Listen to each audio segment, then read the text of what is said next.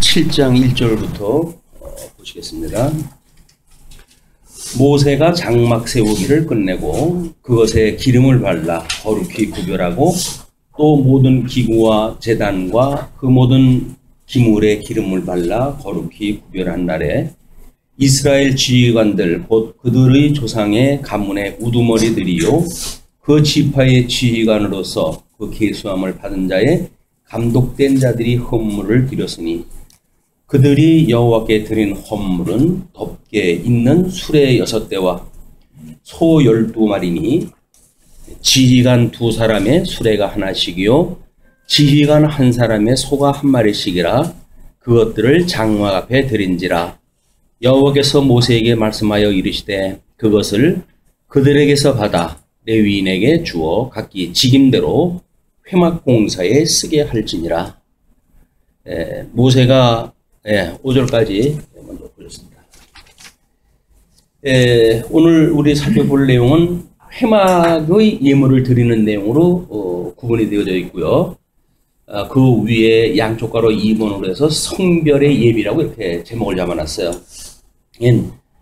하나님 앞에 이제 1장서부터 4장까지 행군을 위한 준비, 가지고 하드웨어에 대한 준비가 다 끝났고, 그 다음에 5장서부터 9장까지가 성별의 예비인데 어떻게 거룩하게 구별하는가에 대한 문제입니다. 거기서 지난 시간에 5장서부터 6장까지 회중의 성부열 규례를 명하셨고 나시린의 규례가 이제 명하셨어요. 그리고 7장에 들어오게 되어지니까 회막의 예물을 드리는 내용으로 소개가 되어집니다. 지금 진행하는 진을 치는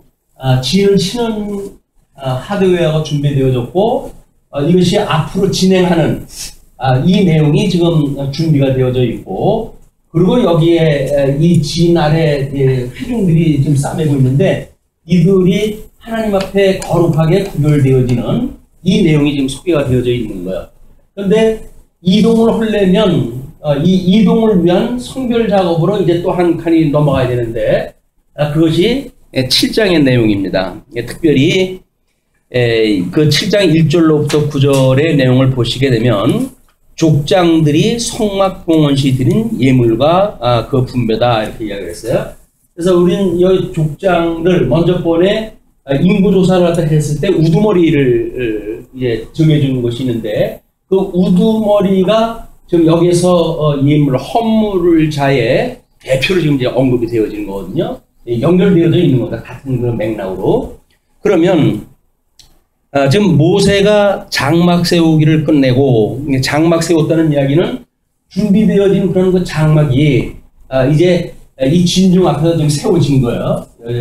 장막이 세워졌다. 그런데 그것에 기름을 발라 거룩히 구별하고 이걸 기름을 발라가지고 이제 하나님의 그 뜻에 의해 가지고 성막을 세운 일이기 때문에 물론 여기 이제 회중들이 살고 있는 성막들도 있죠. 가족들이 쓰고 있는 성막도 있고 그런 걸로 구별을 갖다 했다. 그런 그 이야기입니다. 일단 하나님 앞에 드린 바 되어진 우리가 이제 그 성경에서는 마가복음에서 고르반이라고 이제 보통 쓰고 있는데 하나님 앞에 드린 바 되어졌다 그 이야기예요. 사람들이 사용하고 있는 이런 걸로 인해 가지고 하나님의 그 모세의 명령을 따라서 성막을 지었지만 그 성막을 지은 거를 하나님 앞에 드린 바 되어졌다 그런 거 이야기입니다. 하나님 앞에 드린 바 되어졌다고 하는 그 헌물에 대한 내용이에요 이제. 그렇기 때문에 지금 우리 주보에 보게 되면 예물과 그 분배라든가 드린 예물이라든가 헌물의 총 집계라든가 봉헌에 대한 하나님의 응답이라고 하는 어떤 형식적 내용으로 구분이 되어져 있어요. 근데 우리는 이번에 이제 살펴봐야 될 일들이 하나님 앞에 드리는 이 헌물을 하는 자세가 어떻게 되어져 있는가를 일단 확인을 갖다 하는 것이 7장에서 어떤 성별이라고 하는 이런 규례를 살펴보는데 이게 맞는다는 이야기죠. 그냥 방식, 여기서 지금 그냥 문장으로 보여져 있는 방식에 대한 방법이라든지 이런 그 내용이 형식적 방법이 아니라 헌물을 드리는 자들의 자세가 어떠한지 그런 그 내용을 한번 구별해서 볼 것 같으면, 일단은 하나님 앞에 기름을 발라가지고 이거 구별한다는 거예요. 우리가 세속과 구별되어지는 이런 그 내용들은 우리 삶 속에서도 끊임없이 중요한 거죠.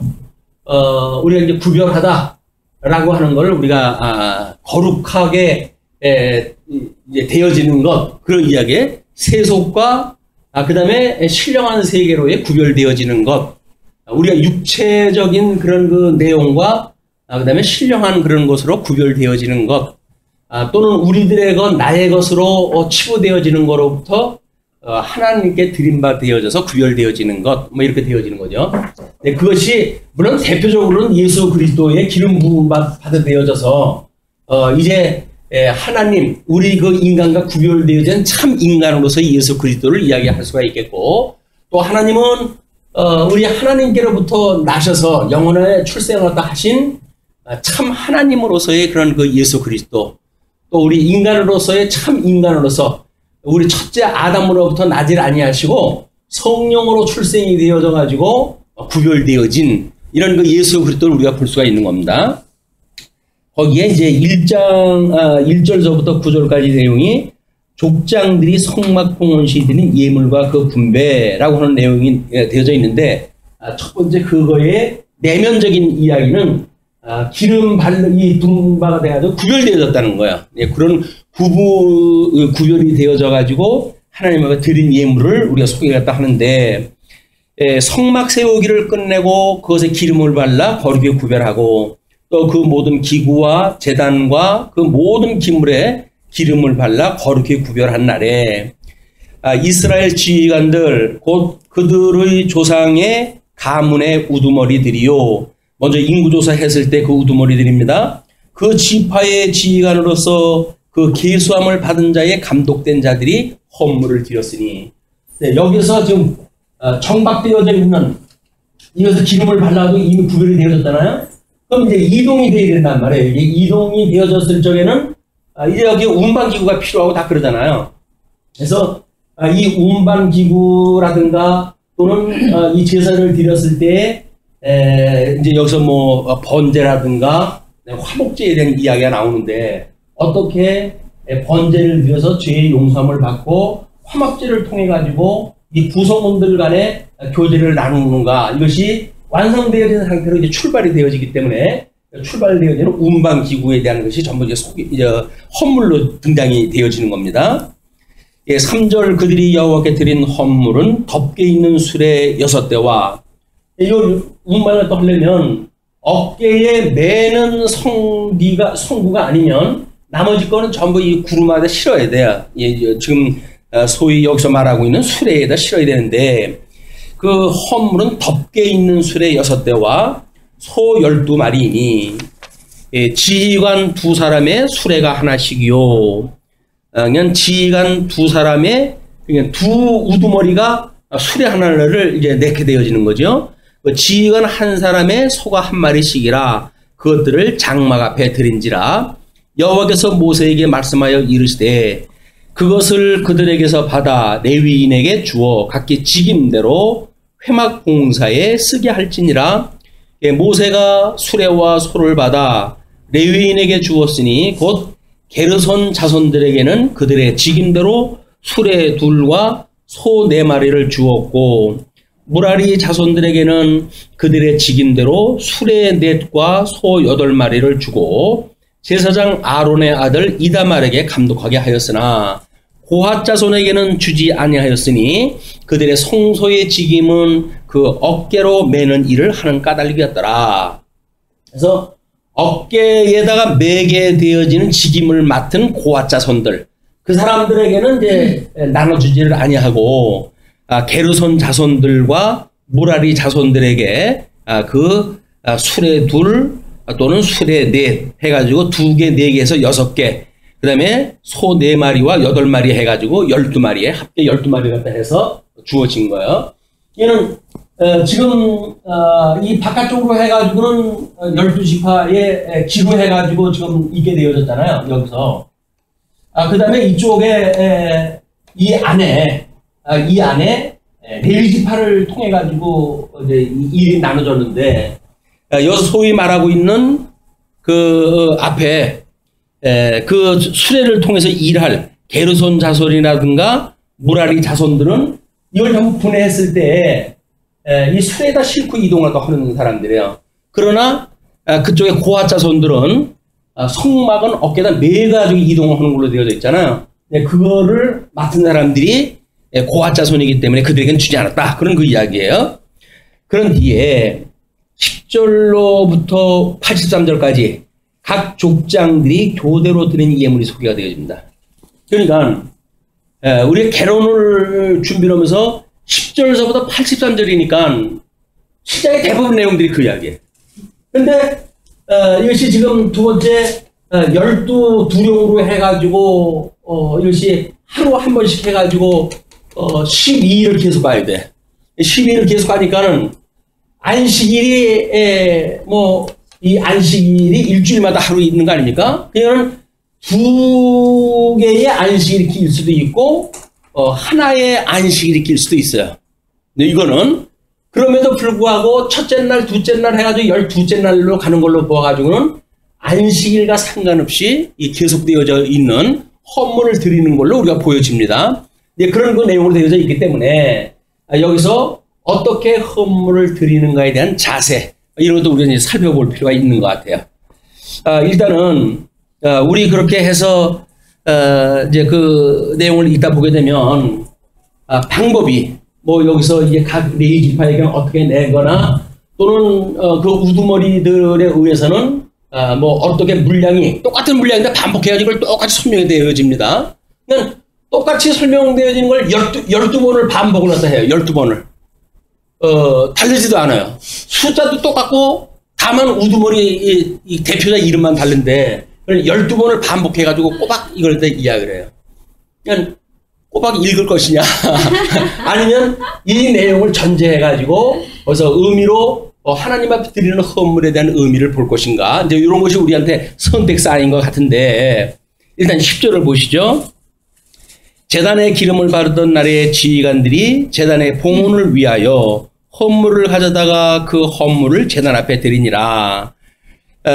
일단 지휘관들이 봉헌을 위하여 헌물을 드리는데 여호와께서 모세에게 이르시기를 지휘관들은 하루 한 사람씩 제단의 봉헌물을 드릴지니라 하셨더라.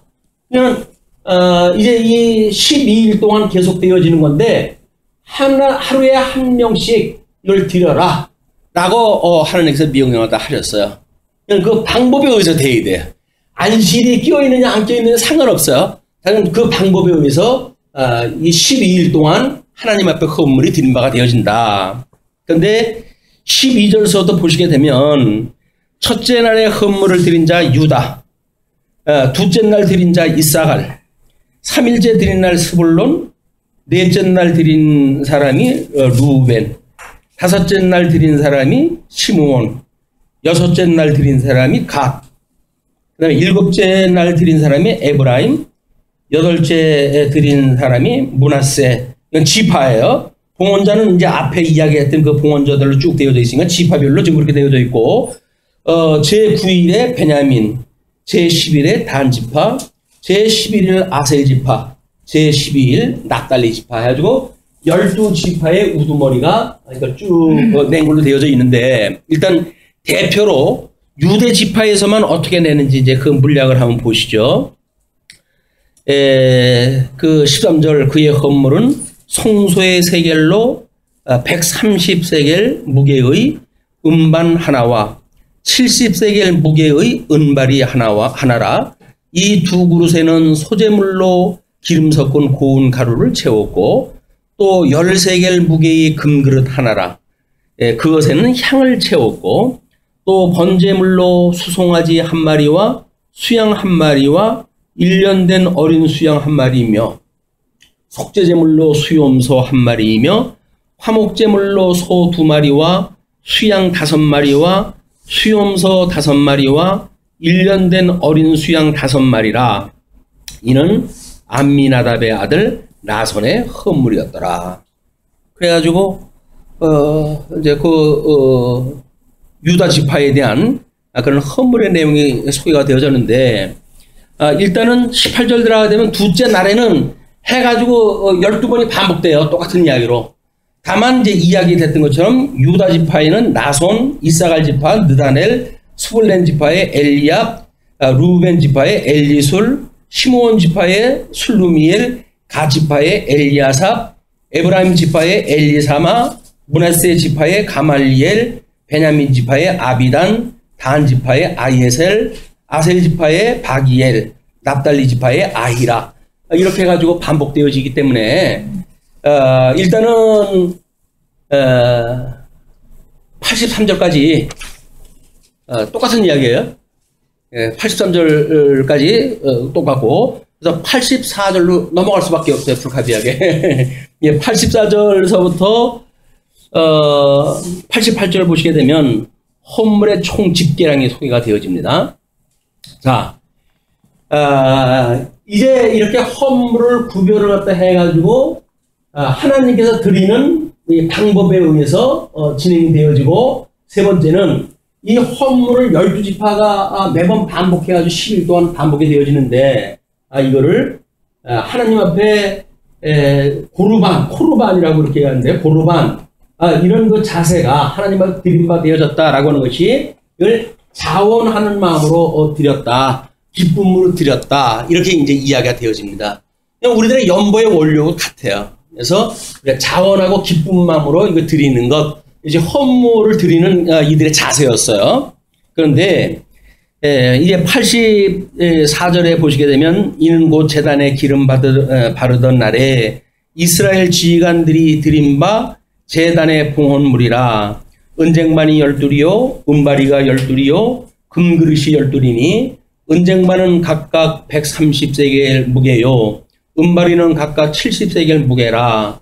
성소의 세겔로 그 모든 기부의 은이 모두 2400세겔이요 또 향을 채운 금그릇이 12이니 성소의 세겔로 각각 10세겔 무게라. 그 그릇의 금이 모두 120세겔이요 또 번제물로 수송아지가 12마리요 수양이 12마리요 1년 된 어린 수양이 12마리요 그 소제물이며 속죄제물로 수염소가 12마리이며 화목제물로 수소가 24마리요 수양이 60마리요 수염소가 60마리요 1년 된 어린 수양이 60마리라.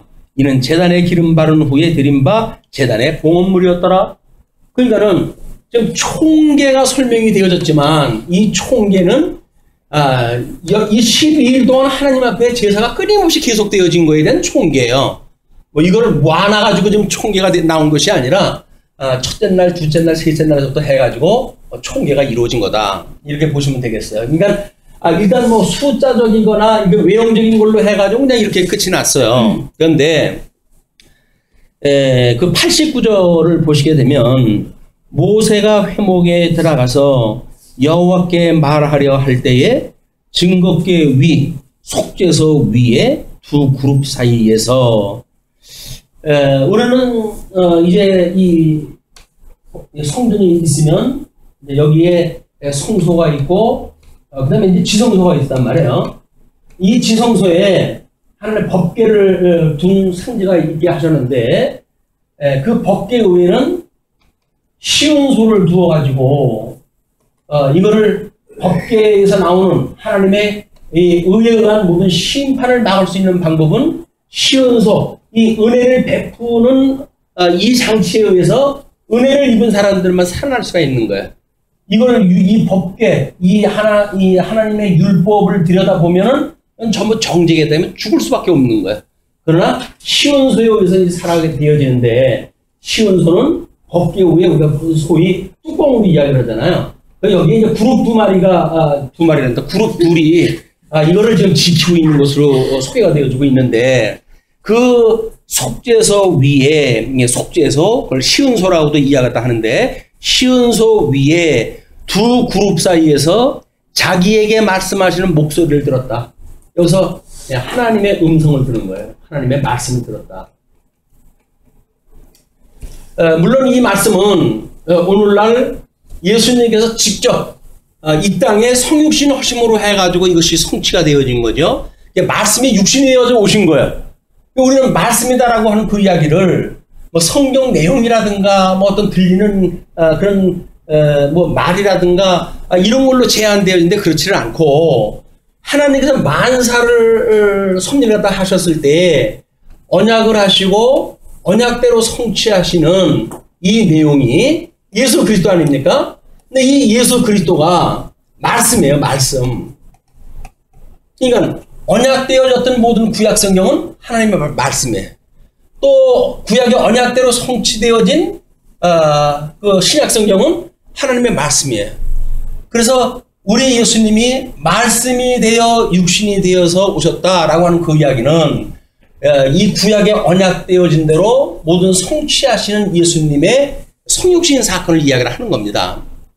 우리 예수님이 말씀이 되어져 이 땅에 오셨으니까 이 구약에서 언약되어진 모든 것들이 예수 그리스도를 보이는 말씀이에요. 또 신약성경은 이 말씀이 육신이 되어가지고 오셔가지고 하셨던 모든 일들이 예수님이 하셨던 그런 그 일이에요. 이걸 우리가 성경이라고 이렇게 이해하는 거고 하나님의 계시에 대한 이해입니다. 하나님의 계시를 우리가 어떻게 이해할 것인가에 대한 문제 아니겠어요? 예, 그래서 오늘 그 주보 맨 밑에다가 우리 교회 이상을 소개를 갖다 해드렸어요. 그리고 오전 시간에는 우리 사역자 회의에 어떤 원리적인 말씀을 드리기 위해 가지고 오후에 예배 시간 후에 오후 예배 시간에 사역자 회의를 갖다 이야기를 했단 말이에요. 그러니까 사역자 회의라는 게 결국은 뭡니까? 우리 나름대로 목양회, 치항회, 그리고 집사회 여기에 관련자들이 모여가지고 회의를 갖다 하는 걸 우리가 사역자 회의라고 이렇게 이야기를 했어요. 사역자 회의다. 물론 독자적으로 회의를 갖다 할 때 우리가 직원 회의라고 이렇게 이야기를 했죠. 직원 회의를 갖다 하는 거예요. 직원 회의를 갖다 하고 그리고 우리가 5주 있는 날 모여가지고 사역자 회의를 갖다 하는 겁니다. 그래서 이런 독자적인 이런 독립적 사역 이걸 직원회 위주로 해가지고 하시고 그리고 1년에 한 4차례 정도가 되어지는데 5주가 되어지는 날 독립적인 것이 아니라 이것이 연합적 또는 유기적 이런 개념을 가지고 사역자 회의를 다 하게 되어지는 거야. 그러니까 아니 우리가 독립적으로 우리를 갖다 하는데 네가 무슨 상관이야? 이렇게 말하게 되면 호적을 파가지고 나가는 수밖에 없어요. 왜? 이건 유기적인 우리들의 이 교회의 시스템이기 때문에 독립적인 것이 우리가 보장이 되어지되 이 독립적인 거는 유기적인 섭리 안에서 이게 확인되어져야 된다. 우리 이제 뭐 아까도 쉬는 시간에 참 그 부모님이 계셨을 적에는 온 가족이 모이고 이렇게 해가지고 좀 뭐 넉넉했던 그런 그 명절이지만 윗대가 돌아가시고 그러면은 형제들끼리 그 모임을 유지할 수가 없고 힘들어진다. 뭐 이런 이야기도 하거든요. 이거는 우리가 가정이 큰아들네 작은아들네 뭐 이렇게 해가지고 독립적으로 살아가잖아요. 왜냐면 이제 그 부모를 떠나 아내와 함께 일가를 이루는 것이 우리 결혼 제도니까 떠나는 거야. 떠나는 걸로 해야지 끝이 나느냐면 그렇지는 않단 말이에요. 왜냐면 아브라함에게 우리가 속해져 있다고 하는 걸 확인하기 위해서 할례를 받았잖아요. 우리는 아브라함에게 속한 민족이야 라고 하는 걸 할례를 받은 거예요. 그리고 애굽에서 종노릇하다가 우리는 하나님의 은혜를 입고 출애굽을 한 사람들이야. 이걸 우리가 기억을 갖다 하기 위해 가지고 유월절을 지킨단 말이야. 이 유월절을 지켰다. 그래서 할례를 받고 유월절을 받은 사람들은 하나의 유기적 관계의 하나님의 백성이라고 하는 이런 이 연합적인 관계를 우리가 갖게 되어지는 거란 말이야. 그렇기 때문에 우리는 말씀운동 서원교회의 하나의 구성원입니다 라고 이야기했을 적에는 독립적 부서 활동이 보장되어지지만 이건 유기적으로 우리가 이 목양의 치양의 집사회가 각자 어떤 사역을 했다 했던 내용들을 확인했다 하고 물론 뭐 이제 연말에는 치양에서 나름대로 감사 행위라든가 또는 부서 활동하는 그런 내용들을 지도를 한다든가 이런 그 일이 있어지지만, 그래서 이 목양의 치양의 집사회가 구별되어져서 독립적으로 당신네들의 믿음의 분량을 따라가지고 구성원들의 그런 의도를 따라가지고 이것이 진행이 되어지되, 이 내용은 결국은 공동의회라고 하는 그거로부터, 이 공동의회가 교회의 유일한 의결기구라고 그렇게 이야기를 했잖아요. 모든 거를 만들 수 있는, 법을 만들 수 있는 거는 의결기구인 공동의회에서 하는 거예요. 그러니까 우리가 이제 세상에서도 투표를 하고 그랬을 때 국회의원을 대표로, 국민대표로 뽑잖아요. 그 국민대표로 뽑은 국회에서 입법활동을 하는 거예요. 입법활동을. 그러면 또 이제 행정의 수반인 대통령을 뽑는단 말이에요. 그럼 대통령이 선출되어진다고 한다면 의결기구에서 입법되어진 내용을 따라가지고 소위 행법, 이걸 우리가 행정이라고 이렇게 이야기를 하는데, 입법부에 정해져 있는 법의 한도 내에서 법을 갖다 이루어 나가야 되는 거거든요. 근데 지금 행정의 수반이 대통령이니까 국가의 이게 이제 수반이란 말이에요. 그러니까 이 사람이 입법부 위에 있는 걸로 착각이 되어져가지고 입법부 자기네 물론 이제 소속당이기도 하고 그러니까 완전히 갑질을 갖다 하게 되어지는 것이 상권 분리 권리에 어긋나는 거예요, 이게. 우리가 기름 부음을 받았다라고 했을 때 이 예수 그리스도가 기름 부음 받은 걸 보게 되면 선지직, 왕직, 제사직, 이거 세 가지의 어떤 사역자들이 기름 부음 받은 거 아닙니까? 이 기름 부음 받았다고 했을 때 이 선지직이 하나님의 뜻이 무엇인가를 분별하는 사람들이란 말이에요. 그 사람들이 소위 말하는 교회에서는 이 입법 활동을 할 수가 있는 거예요. 많은 사람들이 하나님의 뜻을 알고, 그리고 회의 전에는 목사가 물론 강론을 통해 가지고 하나님의 선한 뜻이 무엇인가를 우리가 선포를 하고, 그걸 깨달은 사람들이 이제 이 의결 기구에서 의결할 때마다 선거를 다 하고 되어지니까 입법 활동을 한단 말이에요. 그리고 이 행법이라고 하는 거는 이 왕이 지금 정치를 다 하는 거 아니에요. 왕이.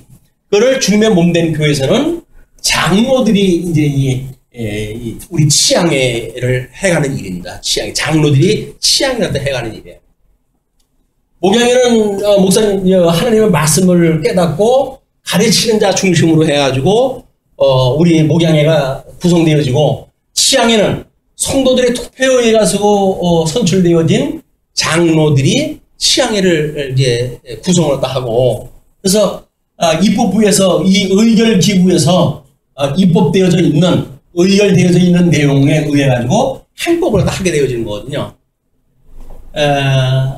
근데 이제 이 행법이라고 하는 이제 이것은 입법되어진 내용을 가지고 일을 갖다 해 나가야 되는 거예요. 그래서 우리가 이 집사회가 일을 갖다 하는 봉사직을 가지고 있다 그러지 않았어요. 여기는 사실은 행법이라고 하는 그 이야기는 집사들이 해 나가야 되는 일이에요. 집사들이. 이 치양회라고 하는 그 이야기는 이렇게 제대로 됐는지 안 됐는지에 대하여 사법 활동을 하게 되어지는 것이 장로들이 하는 치유회에서. 이 입법부에서 의결되어진 대로 일이 되어졌는가 안 되어졌는가, 이게 소위 치양에서 보는 감사의 기능이란 말이야.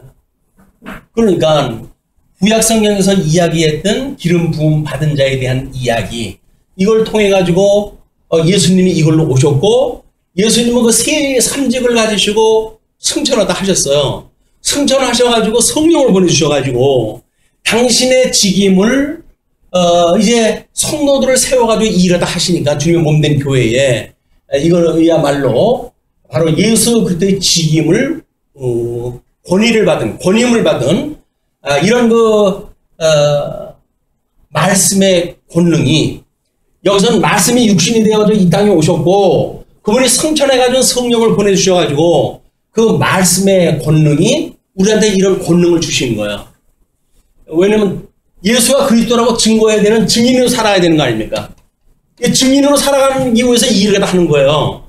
이것이 목적이 아니라, 이거는 예수 그리스도를 증거하는 증인으로서의 살기 위해 가지고 우리들한테 이런 은사를 주어가지고 각양 은사를 주어가지고 일을 다 하게 하신다. 자, 그러면 이제 이런 말씀이 육신이 되어가지고 오셨으니까 이런 계시를 우리가 어떻게 이해하는가? 이것이 계시의 영광을 배우고 익히는 교회, 우리 교회 이상으로 이제 제시가 되어진 거예요. 그건 뭡니까? 이 계시의 이상은 여기서 이 성경 구절을 보고 이것은 내가 이렇게 할 것이야. 내가 이렇게 하면 성화가 되어지고 이렇게 하면 거룩한 거고 이렇게 하면 하나님의 뜻대로 하는 것이야. 라고 하는 것이 계시일까? 아니면 아버지의 뜻이 하늘에서 이루어진 것처럼 이 땅에서도 이루어졌으면 좋겠어요. 라고 하는 이런 기도를 하는 가운데 이걸 계시로 받아들이는 것. 하늘에서 이것이 이렇게 이루어진 것을 이렇게 계시하셨구나. 그 이야기는 계시를 내가 개입이 돼가지고 이것이 완성되어져 가는 게 아니에요. 하나님의 이 말씀은 우리와 상관없이 성경을 통해서 언약되고 성취되어진 걸로 해서 완전히 완성되어진 거예요.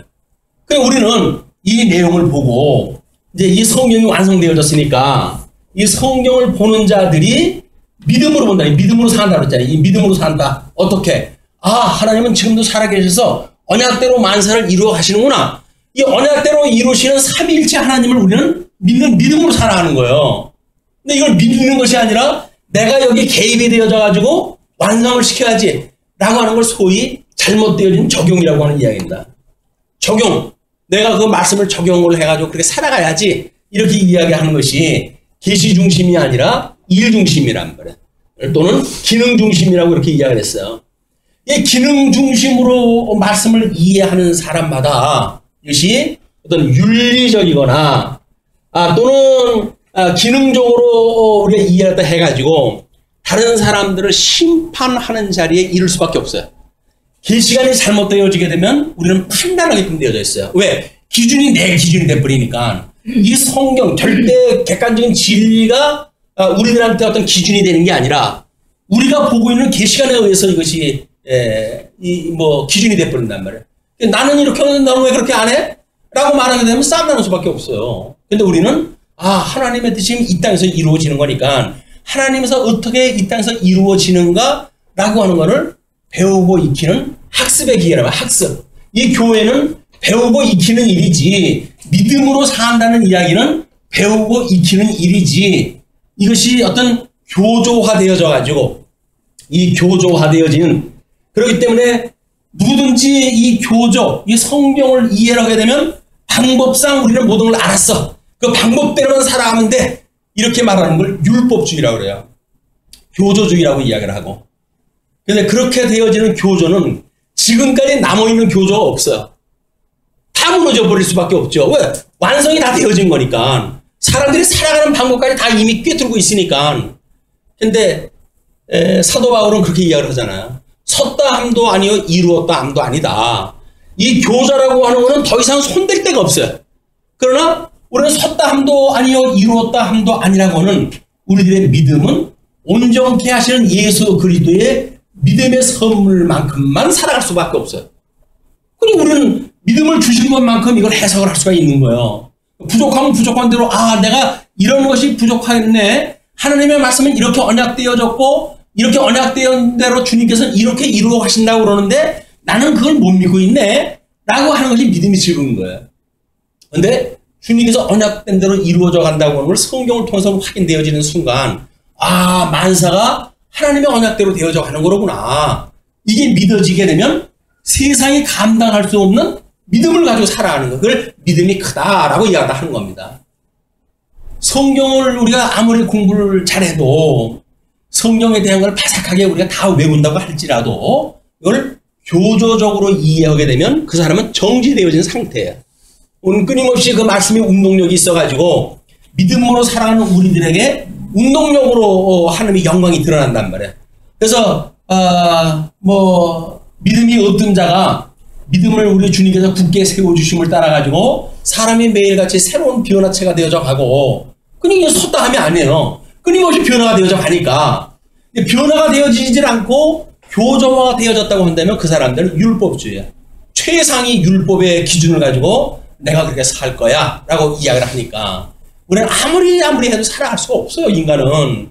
아니, 하나님께서 만사를 해간다고 우리한테 계시를 갖다 했는데, 하나님이 그런 분이로군요. 라는 믿음을 가지고 우리 살아가는 것이 성도들의 삶이지. 그렇게 명령했으니까 그걸 내가 하겠습니다. 라고 말한다고 한다면, 그 사람이 이미 일 중심으로 이걸 이해를 하는 거예요. 우리 교회의 그 아픔이 이겁니다. 이거예요. 종교개혁이 일어나고 지금 500년이 지나갔잖아요. 금년이 만 500년을 맞이하는 해인데, 근데도 끊임없이 하나님의 그 의가 무엇인가, 이 의라고 하는 문제로 해가지고 날마다 시끄러워. 왜? 하나님의 의라고 하는 것은 공의 아닙니까, 이게. 그러니까 분명히 성경에 그 의란 무엇인가가 나와져 있어요. 근데 이거를 종교개혁을 일으키면서 칭의로 인해가지고 우리가 믿음에 이른다. 이신칭의. 이렇게 가지고 교리를 만들었단 말이에요, 이걸. 믿음으로 구원을 갖다 얻는다. 라고 하는데, 칭의라고 하는 것이 고정되어져 있다고 한다면, 이신 했을 때 믿음으로 말미암아 라고 하는 이 믿음은 끊임없이 변수예요. 성장하는 것만큼 그 믿음이 달라지잖아요. 이 사람들이 이걸 교조적으로 이해했을 때 최고의 하나님의 그 의를 만들어내고 성도들이 여기 이르지 못한단 말이에요. 그러니까 이신칭은 잘못되어졌다고 그러는 거예요. 이신칭의 이 교리 때문에 성도들의 삶이 싸구려 삶이 돼버리고 만다. 이렇게 이야기를 하거든요. 그렇지 않습니다. 우리는 믿음으로 말미암아 우리가 의롭다고 이 칭함을 받는다고 하는 이 우리 믿음으로 사는 성도들의 삶은 도대체 내가 무엇이간데 죽었던 나를 살리셔서 하나님께서 의롭다고 나를 칭해 주십니까? 이것이 우리 하나님 앞에 매일같이 은혜의 감동을 가지고 살아가야 될 이유란 말이에요. 나 같은 죄인이 무엇인데 하나님께서 의롭다고 칭해 주십니까? 라고 우리 삶 속에서 매일같이 이것이 반동으로 일어나는 일들 아닙니까? 육신의 소욕을 가지고 살아가는데 우리가 뭘 깨끗하게 가지고 살아가겠어요. 근데 그럴 때마다 주님, 내가 온전한 삶을 살고 싶은데도 불구하고 끊임없이 나로 하여금 이렇게 불의한 삶을 살 수밖에 없도록 나를 주어졌으니 도대체 나는 가망이 없는 인간입니다. 사도 바울은 그런 고백을 했어요. 그래서 오호라 공고한 자로다. 누가 이 사망의 몸에서 나를 건져낼고. 나는 사망의 몸을 가지고 있으니까 끊임없이 율법의 정죄에 우리가 죽게 되어지는데, 곧 이어서 찬송하리로다. 우리 주 예수 그리스도로 말미암아 우리가 믿음으로 이거 살아가게 하시니까 하나님 감사합니다라고 감사로 떨어지는 거예요. 그런데 나는 여전히 죄인이야, 나는 안 돼, 이렇게 해가지고 끊임없이 거기에 머물러져 있다고 한다면 우리는 복음을 만나지 못하는 거예요. 믿음으로 살아가는 삶이 아니란 말이에요. 믿음으로 살지 못하니까 맨날 자책을 하면서 살아갈 수밖에 없는 거죠. 자책으로 끝나면 안 돼요. 우리는 자책이라고 하는 복음을 만났을 때 책망으로 닿게 되어지고, 그 책망이 지나간 뒤에는 그것이 바르게 함과 의로 교육하기에 합당한 말씀으로 이 진행이 되어져야지. 책망만 매일 받게 되면 어디 의로운 자식도 아니고 맨날 책망만 받아요. 어떻게. 예수님이 죽었던 분을 살리셔가지고 의로부터 칭해 주셨는데 이 복음을 만나지 못하게 되면 우리는 부족한 우리 삶 때문에 거룩에 이룰 수가 없는 거예요. 이것이 현금 일어나는 칭의 교리에 대한 몰이해입니다. 몰이해. 이걸로 해가지고 신학자들이 머리를 싸매고 이렇게도 이야기하고 저렇게도 이야기하다 하는데, 어떤 사람은 이 칭의가 온전한 칭의에 이르지 않으면 구원이 없다, 심각한 그런 그 이야기도 하고, 행동이 없다고 하는 칭의라고 하는 그 이야기는 결국은 이건 허구다 라는 걸로 해가지고 이제 문제제기를 하고 그러거든요. 한쪽에서 그걸 보니까는 무슨 소리냐, 그러면 우리가 행위를 보고 구원을 받은 것도 아니고 믿음으로 구원을 얻었다고 하는 것이 종교개혁 500년 동안 지켜왔던 우리들의 믿음의 교리인데, 이제 와가지고 이게 잘못되어졌다고 한다면 너처럼 살아야 구원받았다고 하는 이야기야? 너는 잘났냐? 이렇게 이제 공격할 수밖에 없잖아요. 그렇게 되어지는 것이, 너는 결국 그렇게 말하는 사람들의 칭의는 우리 로만 캐톨릭의 칭의론과 다른 바가 없다, 이렇게 아주 공격이 되어지는 거예요. 왜? 인간의 행위를 전제로 했던 칭의를 하니까 우리는 우리 행위를 전제로 해가지고 칭의가 없어요. 그냥 무조건적으로 구속을 받았고 하나님 앞에 몇 안 되는 사람들 제한적으로 속죄했다 하는 가운데 우리들만 특별히 골라가지고 의롭다고 칭해 주셨다고 하는 은혜를 갖고 사는 사람들이에요. 이런 거를 갖다 우리 하나님 앞에 끊임없이 백골난방입니다. 하나님의 우리의 이 성은이 만극합니다. 라고 감사하면서 살아가야 될 사람들이 그걸 잊어버리니까, 은혜를 잊어버리니까. 무슨 성은? 하나님의 은혜가 거룩한 은혜 아니에요.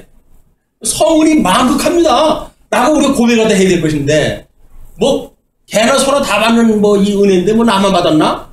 라고 이해하다 하니까 은혜의 감동이 없는 거예요. 은혜의 감동이 없는 사람들이 하나님 앞에 어떤 이런 기쁨과 즐거움으로 살아갈 수가 없습니다. 자원한 마음으로 헌물 드리는 방법으로 살아갈 수가 없어요. 자원한 마음으로 드리는 사람들은 뭡니까? 그것이 거저받았다고 하는 은혜의 감동이에요. 나는 아무것도 한 것이 없는데 주님께서 나를 거저 불러가지고 이 믿음을 거저 주셨습니다. 그렇기 때문에 나는 이 자리에 죽어도 우리 성은이 만극할 뿐입니다. 거기서 독배를 내리면 독배를 맞고 죽는 거예요.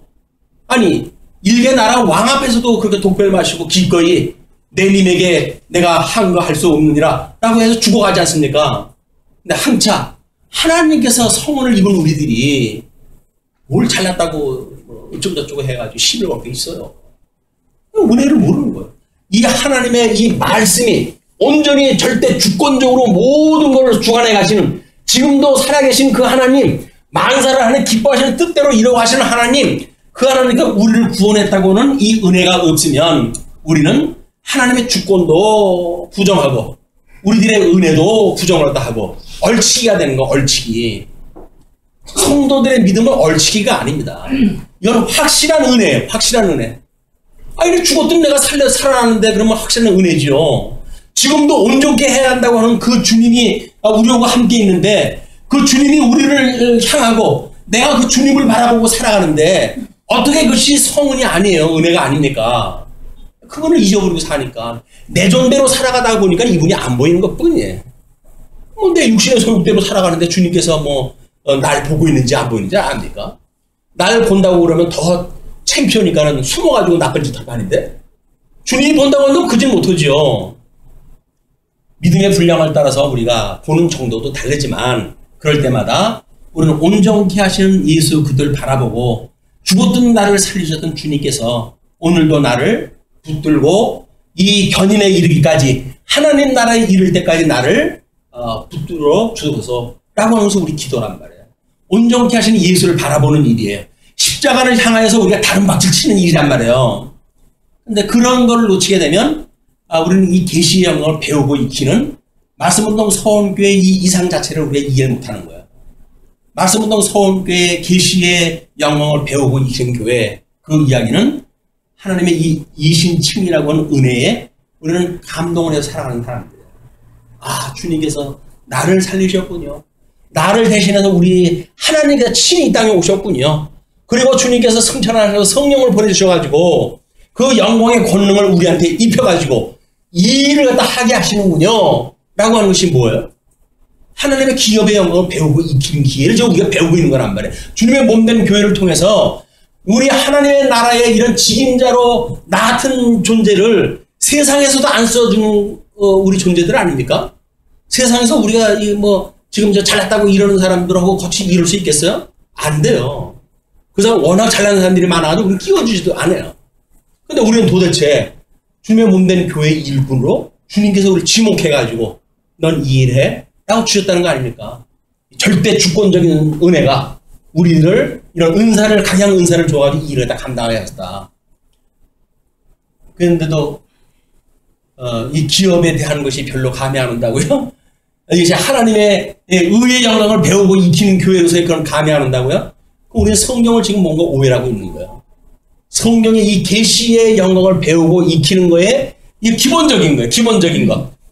말씀을 통해 가지고 계시의 영광을 배우고 익히는 이것이 어떤 그 근본적이고 라고 한다면 의의 영광, 의의 영광이 뭐야?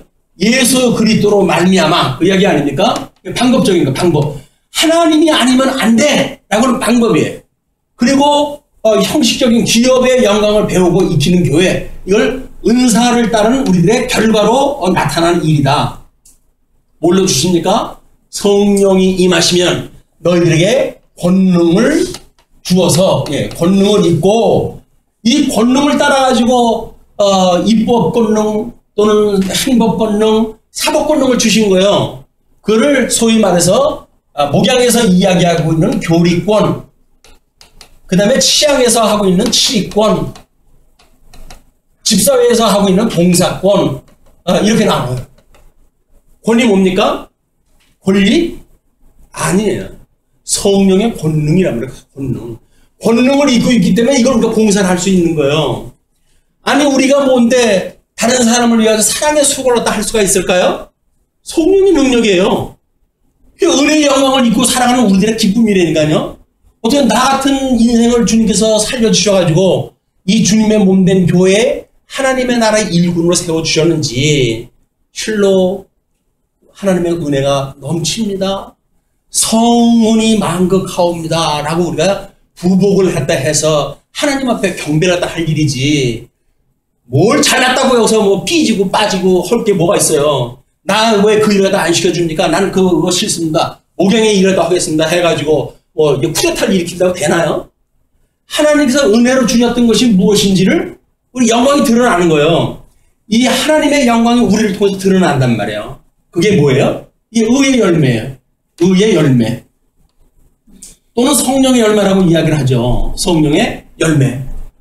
우리의 권능을 받고 살아가는 사람들의 열매로 나타나는 거예요. 이걸 묶어가지고 이야기했을 때 평강이라고 이렇게 한다. 평강. 신령의 평강. 하나님께서 우리한테 이 일을 맡겼는데도 불구하고 뭐 이 일을 어떻게 하면 좋을까 뭐 걱정돼요 근심돼요 그런 거 없어요. 성령께서 마음의 평강을 주셔요. 왜? 이 일은 주님께서 해가는 일이라고 하는 게 너무 분명하거든요. 내가 해야 무슨 뭐 내가 될까 말까 하지. 주님께서 다 해가신다 그러는데 내가 언약한 대로 만사 이루어 갈게. 그리고 너를 불러가지고 이걸 믿게 할게. 라고 이야기를 했는데 신령의 평강을 빼앗긴 일이 뭐가 있어요? 주님 없는 교회 이럴 때 해가면서. 싸움박질이 왜 일어납니까? 자기가 한다니까 싸움이 나는 거예요. 주님이 한다고 믿어지게 되면 다른 사람이 하겠다는 거, 이거 하십시오 그러죠. 자기의 욕심 가지고 하겠다고 하는 사람은 며칠 안 가요. 그것도 누가 뭐 박수 쳐주고 뭐 밀어주고 그래야 뭐 내가 잘하지? 라고 해서 폼 잡고 하지. 뭐 잘하거나 말거나 다른 사람이 당신 일하고 남 내 일하고 그런 거 신경 안 쓰잖아요. 그렇게 되면 이것들이 내가 이렇게 이러는데도 날 몰라봐? 라고 하는 순간 그냥 무너질 수밖에 없죠. 거기에 기능 중심으로 이루는 사람들의 한계, 계시 중심으로 보는 사람들은 믿음으로 그 일을 딱 보니까 나에게 주어진 것만 보는 거야. 너나 잘해 이런 그 이야기가 베드로가 이제 너는 십자가에 거꾸로 매달려야 되겠고 라고 이야기를 했더니 요한을 가르치면서 뭐라 그래요? 얘는요. 얘는요라고는 안 그랬어요. 표현이. 그러니까는 내가 다시 올 때까지 걔가 살아있다고 한들 너하고 뭔 상관인데. 그러잖아요. 베드로는 베드로의 할 일이 있는 거예요. 요한은 요한대로 할 일이 있는 거예요. 근데 그걸 왜 똑같이 상대적으로 놓고 내가 거꾸로 십자가에 못 박힌다고요? 그럼 얘는요? 라고 해서 비교를 또 하냐 그 이야기예요. 비교가 사람 죽이는 일입니다. 우리는 독립되어진 이런 은혜를 입고 살아가는 사람들이에요. 믿음이 어린 것? 주님께서 그냥 거둬주신 거예요. 어린 믿음 가지고 살아가면 돼요. 왜 믿음이 적은 사람이 믿음 큰 사람이 흉내를 내려고 그러다가 시험에 들 일이 뭐가 있어요? 하나님의 절대 주권을 우리가 모르고 하나님의 이 놀라운 은혜를 놓치기 때문에 일이 일어난다. 이렇게 보시게 되면 아마 이제 속죄소 위의 두 그룹 사이에 자기에게 말씀하시는 목소리를 들었으니 여호와께서 그에게 말씀하시니였더라. 그래서 이 말씀이 육신이 되어가지고 오셨던 우리 주님이 복음서를 통해 가지고 지상 활동을 하시면 다 언약을 하시고 그리고 부활 승천하셔서 성령을 보내주셔가지고 이루어지는 모든 일들. 그래서 천지를 지으신 아버지 하나님을 내가 믿사오며 그의 아들 독생자 예수 그리스도를 믿사오니 이는 성령으로 잉태하사 동정녀 마리아에게 나시고 본디오 빌라도의 고난을 받아 십자가에 못 박아 죽으시고 사흘 만에 부활하사 하늘에 오르사 하나님 보좌 우편에 앉아 계시다가 저리로부터 산 자와 죽은 자를 심판하러 오시리라. 예수 그리스도 우리 기독론을 갖다 고백했다 했어요. 그리고 성령을 믿사오니, 이분께서 보내주신 성령을 믿사오니, 우리 주님의 몸된 교회와 성도의 교제와 우리의 사죄함과 우리의 몸에 다시 부활하는 것과 그리고 영원히 사는 걸 믿습니다. 신앙 고백하면 살아가는 거 아니에요. 이 믿음으로 신앙 고백하면 살아가는 거라니까요. 믿음은 뭘 보겠어요? 우리 사도신경으로 해가지고 성경 66권이 말하고 있는 모든 것에 대한 신앙을 이야기를 해줬는데, 그 사도들로부터 시작되어진 것이 아니기 때문에 사도신경이 필요 없다고요? 안 그래요. 진수를 자기네들이 발견을 못했으니까 그러지. 이 신앙의 전부지 뭐예요? 근데 그거에서 우리는 사도신경 안 해요. 그러면 매우 세련되어진 교회처럼 보입니까? 사도신경으로 신앙 고백하면 구닥다리처럼 보입니까? 원래 전통은 구닥다리예요. 오랜 전통에 의해서 우리 믿음을 지켜오는 일이지. 이걸로 해서 자유주의자들이 그렇게 성경을 무너뜨리려고 공격을 해야 되는데도 불구하고 지금까지 진리가 지켜진 게 뭐예요? 사도신경이 이야기하던 성경만에 의해서 지켜져 온 거란 말이에요. 그걸 어줍지 않은 인간들이 뭘 지워버리고 무시하고 그걸 안 하는 것이 마치 무슨 세련되어진 교회처럼 말하고, 이거는 요즘 명절 때 아버지가 없어가지고 모이지 못하는 산산조각이 난 형제들의 모임이요. 그 이야기. 독립되어졌다고 해도 독립에 대한 것만 관심을 가지고 있고, 연합에 대한 의미, 가족에 대한 그런 전체의 어떤 그림, 우리 돌아가셨던 부모님들이 그 형제가 어렸을 때부터 주어졌던 교훈, 이런 거 전부 무시하는 행위란 말이야. 이런 거에 의해서 주님의 몸된 교회도 마찬가지로 작동이 되어진다. 이렇게 해가지고 우리는 이동이 되어지는 거야. 우리 어디까지? 하나님의 약속하셨던 가나안 땅까지 이렇게 이동이 되어질 거거든요. 이 이동되어지는 가나안 땅, 하나님 나라에 이르러 가지고 이 기업의 영광을 배우고 익힐 때까지 어떠한 방법으로 할 것인가 라고 하는 것에 대한 것이 오늘 강의에 대한 전체 내용입니다. 그래서 우리 1월달 하는 특강에 대한 내용들, 이런 것도 그냥 본문하고 이게 섞여가지고 다 이게 되어진 거예요. 그래서 따로 특강이 없습니다. 금년에는 이걸로 해가지고 마침 민수기하고 우리가 겹쳐져가지고 조직이라든가 조직의 운영이라든가 이런 어떤 방법이라든가 하는 것이 한 번에 다 묶여서 설명이 되어지기 때문에 특별히 우리 이런 조직이라든가 교회 행정에 대한 특강은 금년에는 쉬기로 했습니다. 오늘